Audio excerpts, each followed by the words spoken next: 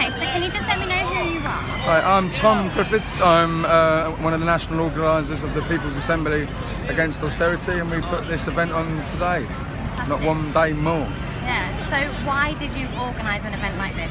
Well, we felt it was absolutely important right now to keep up the pressure on Theresa May. I think there's a great big rejection of Theresa May's coalition of chaos, to use her kind of own phrase, with the DUP. I don't think the DUP represents even the mainstream in this country, let alone, you know, the more socially progressive left in this country.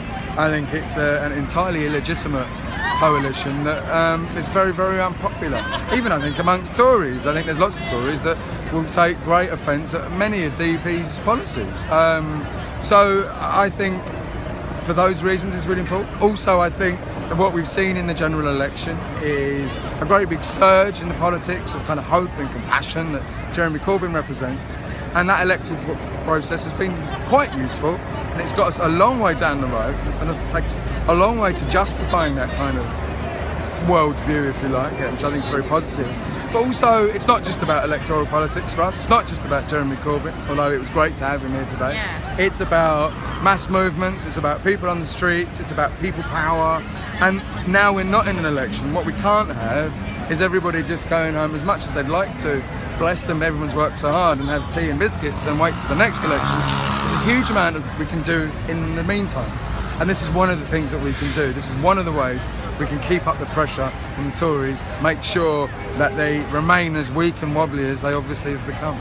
So do you believe that they listen when things like this happen? I think they do. I don't think they listen in a sense that, you know, Theresa May's butler, if she has one, isn't going to take her the Daily Telegraph tomorrow on a silver platter, and she's going to read about our demonstration, and she's going to go, oh really? Oh well, that's a good idea.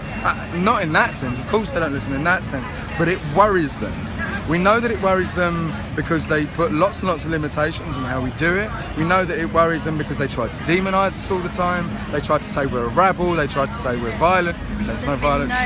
No violence at all today. So the fact, if they didn't scare them at all, it would be much, much easier. And as an organiser, I can tell you that, you know, we have to jump through huge hoops and difficulties to get where we are with these kind of things. What does it take to organise something like Well, it this? takes a huge amount of volunteers putting a huge amount of hours in, but it takes support from a whole range of campaigns and other organisations. I mean, that's partly because that's the way the People's Assembly works. We're committed to working with lots and lots of other organisations, and we do that very well, I hope. So we can, you know, bring lots of different smaller campaigns and some big other campaigns.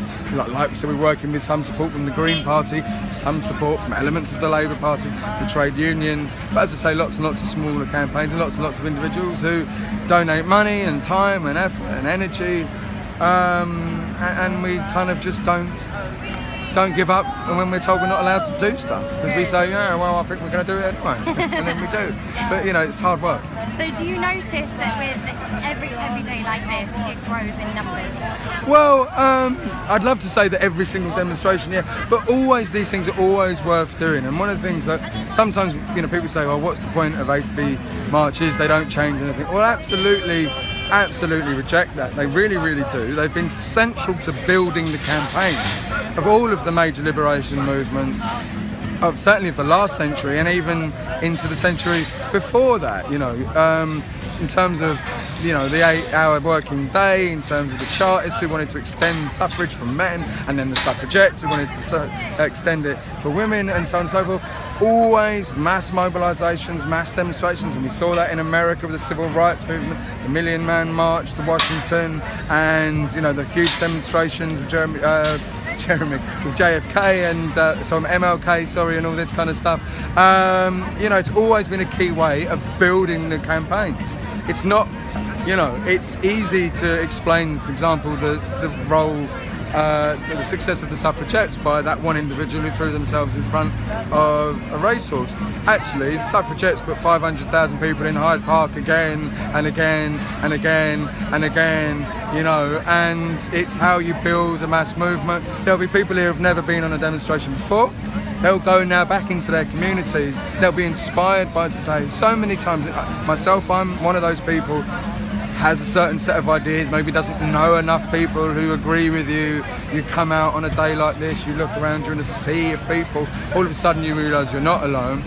You see the value of organising and the power of organising, and you go back into your community and you set up a group, or you start campaigning over an issue in your area, and so in that sense it grows consensus and it grows the campaigns, and so in that sense it's always absolutely essential, I think. I mean, there are a time and a place when mass mobilisations, like on the scale of Stop the War back in 2001, 2002, 2003, are absolutely incredible. But even with a day like today, which is still very big, somewhere between 100 and 200,000, it